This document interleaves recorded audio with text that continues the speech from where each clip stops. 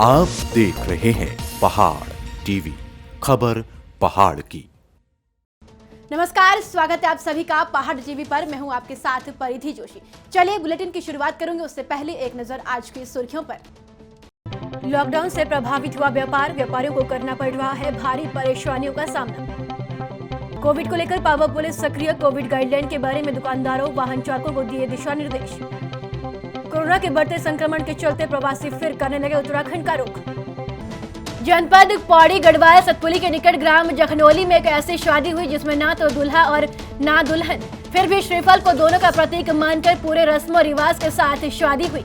18 और 19 अप्रैल 2021 को किरण उर्फ बन्नी की शादी निश्चित हुई थी। पूरे हर्षोल्लास के साथ तैयारी चल रही थी। सरकार के दिशा निर्देशों को फॉलो करते हुए दूल्हे ने अपना कोविड टेस्ट करवाया, जिसमें दूल्हा गौतम पॉजिटिव निकल गया। दुल्हन महिला आयोग दिल्ली में कार्यरत है। दुल्हन किरण उर्फ बन्नी दिल्ली से गुमखाल तक पहुंच गई थी। बन्नी को अपने में भी सिम्टम्स होने का आभास हुआ तो उसने समझदारी दिखाते हुए दिल्ली वापसी कर दी। शास्त्रों और ब्राह्मणों के अनुसार बिना दूल्हा और दुल्हन की शादी हो सकती है। श्रीफल को प्रतीक मानकर इन दोनों की शादी इस तरीके से संपन्न हुई।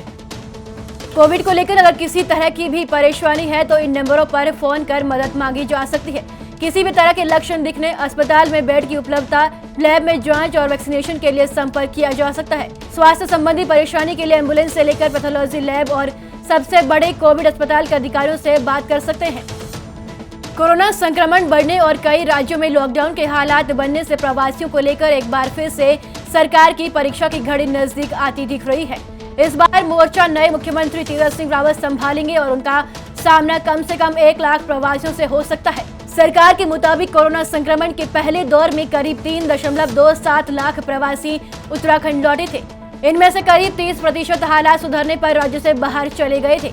इनकी संख्या करीब 1 लाख आंकी जा रही है। इनकी वापसी की स्थिति में सरकार को अस्थायी क्वारंटीन सेंटरों से लेकर गाँव में कोरोना संक्रमण की रोकथाम के लिए संसाधन जुटाने होंगे।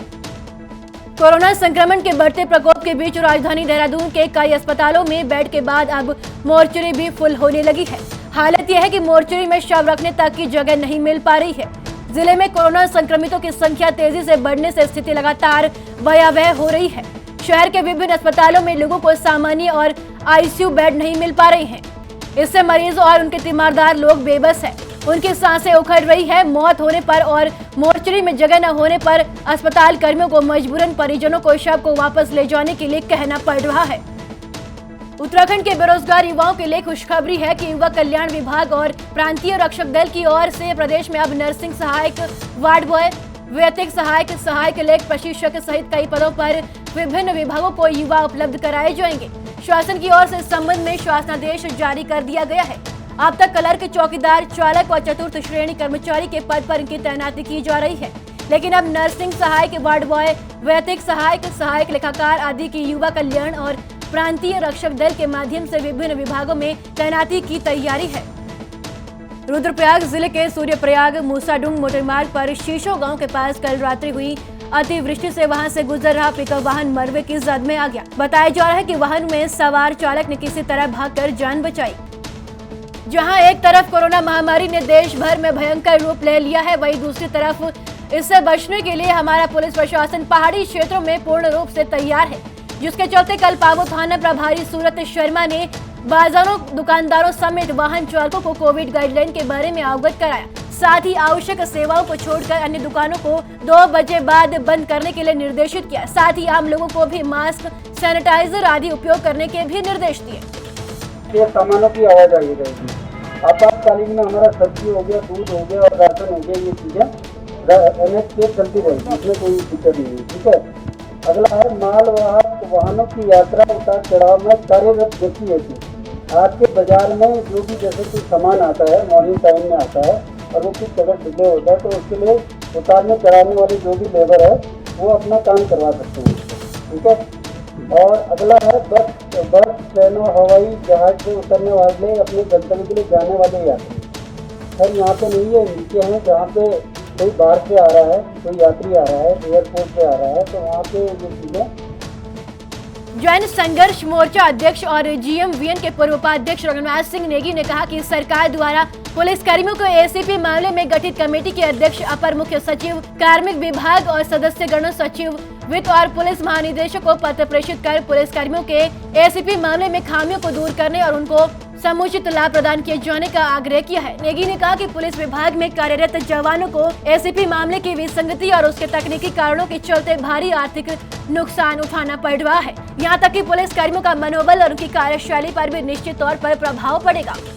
4 दिन पहले जनसंघर्ष मोर्चा ने पुलिस कर्मियों के एसीपी मामले को उठाया था और हमें खुशी इस बात की कि माननीय मुख्यमंत्री जी ने उसका संज्ञान लेकर के एक कमेटी का गठन किया है अपर मुख्य सचिव कार्मिक विभाग की अध्यक्षता में, और उसमें सचिव वित्त गृह और पुलिस महानिदेशक को बतौर सदस्य नामित किया गया है। हमारा इसमें कहना है कि आज हमने जो कमेटी है उनके सचिव और जो उनके अध्यक्ष हैं उनको एक पत्र प्रेषित करके हमने मांग की कि जो हमारे द्वारा उल्लेखित तथ्य हैं उनका भी संज्ञान इसमें लिया जाए, क्योंकि पुलिसकर्मी बहुत ज़्यादा परेशान है। कई वर्षों की सेवा करने के बाद भी उनको जो लाभ मिलना चाहिए समुचित वो नहीं मिल पा रहा है।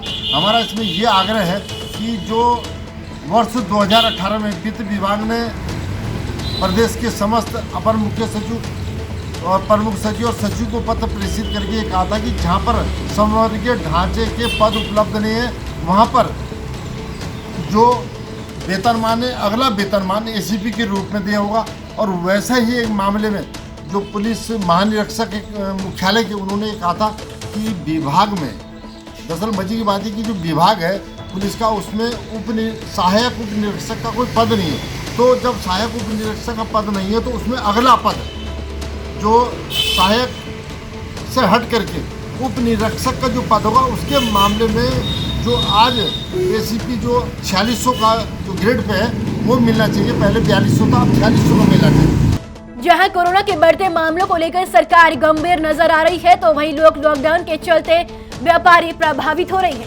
जिसको लेकर व्यापारियों को भारी परेशानियों का सामना करना पड़ रहा है। जिस पर व्यापारियों की मांग है या तो लॉकडाउन 2 बजे की जगह 5 बजे तक किया जाए या फिर पूर्ण रूप से लॉकडाउन किया जाए। पालन भी करेंगे, पर जो मुख्यमंत्री जी ने किया हम इसका स्वागत करते हैं, पर ये टाइमिंग जो है 5 बजे तक होनी चाहिए कम से कम। अच्छा, 2 बजे तक की टाइमिंग से मतलब कोई फर्क नहीं पड़ने वाला। ये टाइमिंग 5 से 5 कर्फ्यू लगाते शाम को, पर टाइमिंग जो है 5 बजे तक ही होनी चाहिए। मुख्यमंत्री तीरथ सिंह रावत के फटे जींस वाले बयान पर हाल ही में गाना रिलीज हुआ है, जिसमें उनके बयान पर व्यंग कसते हुए गाना गाया गया है। इस गाने को फौजी सतवीर सिंह ने लिखा है और स्वीटी परमार और निकिता ने गाया है। यह गाना तेजी से सोशल मीडिया पर वायरल हो रहा है। पहली ट्वेन मेरी खुटियों में देखी उचैड़ी बुट ट्वेन हेरी, पहली ट्वेन मेरी खुटियों में देखी उचैड़ी बुट ट्वेन हेरी, कभी ट्वेन मेरी गुनियों में देखी गुनियों में बोली जिन्स फटी, कभी ट्वेन मेरी गुनियों में देखी गुनियों में बोली जिन्स फटी। ए बॉर्डर रे तेरी नजर कन्न पहुंची गे मेरी गुनियों पर, ए बॉर्डर रे तेरी नजर कन्न पहुंची गे मेरी गुनियों पर। हमने सोचे विकास होलू नए नए बॉर्डर आए, हमने सोचे विकास होलू नए नए बॉर्डर आए, कुटुंबा बॉर्डर की आंखें पहुंची फटी जींस की बात सोची, कुटुंबा बॉर्डर की आंखें पहुंची फटी जींस की बात सोची। ए बॉर्डर रे तेरी नजर कन्न पहुंची गे मेरी गुनियों पर। उत्तराखंड की बड़ी खबरों में फिलहाल इतना ही। बाकी अपडेट के लिए हमारे साथ बने रहिए और देखते रहिए पहाड़ टीवी। नमस्कार।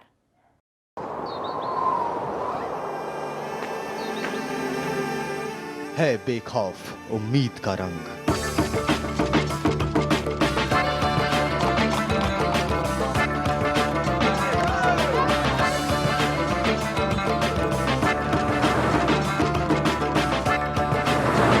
है आस्था भी।